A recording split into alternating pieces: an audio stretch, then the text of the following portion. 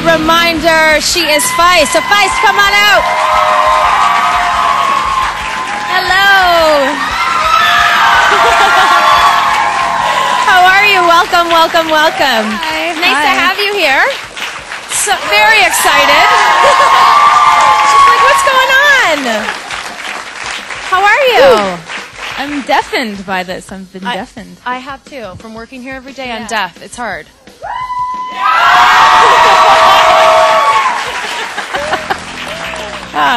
So the album... That would work. It worked. Yeah, okay. It did work. It did work. The album is a reminder, and it is so good.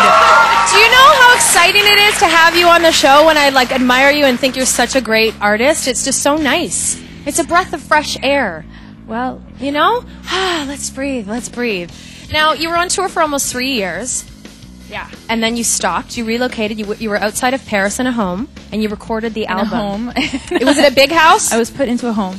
No, yeah, well, no, the touring didn't stop. We kept rolling. It rolled straight into this recording studio that was in this house outside of Paris. Mm-hmm. And we were there for about 2.5 weeks, and then rolled out again and kept touring and had a record with us that time. Never stop, eh?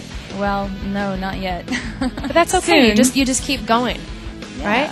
Well, yeah. So is it true that you literally spent the recording time in your pajamas? I heard that all of you. Is that true?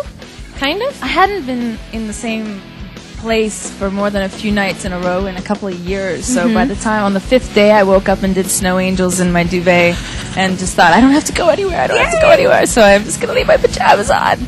And I did.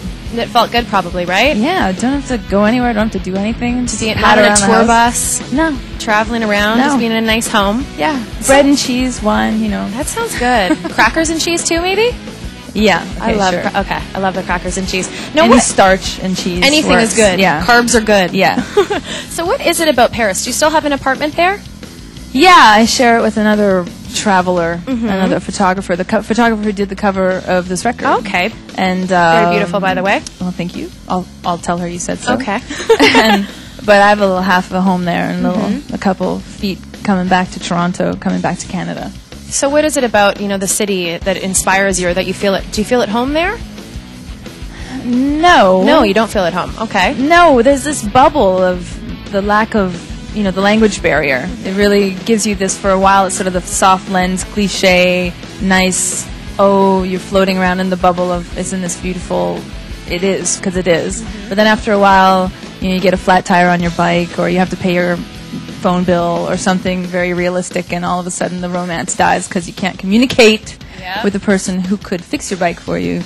And that was my own fault. I grew up in Calgary. There was not the bilingual school thing there. There's no problems there. Any bilingual people here? You guys learn French in school? I don't speak French either. French in school? French in school? I wish I did. Great advantage, I'm telling you. Yeah, I wish I did. C'est très cool.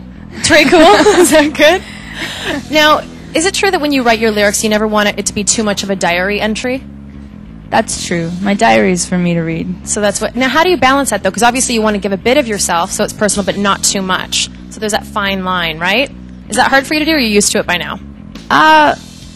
No, it's the difference between reading your own journal or reading something like Aesop's Fables, where it's the crafty fox and the snake that got stuck down the well and the goat on the roof that's torturing the bear who's trying to get at, just all these archetypical symbols of these animals that are doing total human nature things. And somehow it's easy, it's anonymous because there's no one person, but then it's universal. It could be anybody. And that little distance from diary entry kind of thing is what makes, words interesting to me. Leave the puzzle, put some trapdoors in your songs. Have it be quicksand and scavenger hunt, and the ghost is in the room, and don't even bother trying to look at it. Just vibe out with the ghost, That makes sense. Now, you're very poetic, and you hear quotes from you all the time, and I'm like, wow, she's just so intelligent and lovely. Wow. Like, wow. Okay, so there's one I'm going to read.